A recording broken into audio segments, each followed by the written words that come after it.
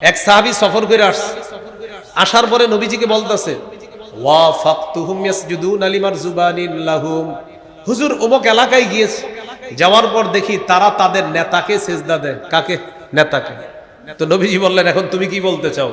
হুজুর আমি সাহাবীদেরকে নিয়ে আসছি, আমার দলবল নিয়ে আসছি, আপনারে সেজদা দিব। নাউজুবিল্লাহ পড়েন। কেন? আপনার চেয়ে বড় নেতা তো দুনিয়াতে নাই। ওই নেতারে যদি মানুষ সেজদা দিতে পারে তাহলে সেজদা পাওয়ার যোগ্য বেশি আপনি। যুক্তি ঠিক ছিল, কারণ আমাদের নবীর চেয়ে শ্রেষ্ঠ নেতা আসে নাই, আসবেও না। নবীজি বললেন, সাবধান সাবধান। আরাআইতা লাউ মাররতা বিকবরি আকুনতা তাসজুদু লাহ।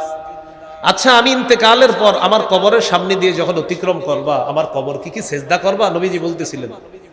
এই কথা বলার পর বললেন, আমি যে দুনিয়াতে আসি আমাকে যেমনি ভাবে সেজদা করবা না, এটা হারাম। আমি ইন্তেকালের পর আমার কবরের সামনেও সেজদা করবা না, আমার কবরকে সেজদা করবা না।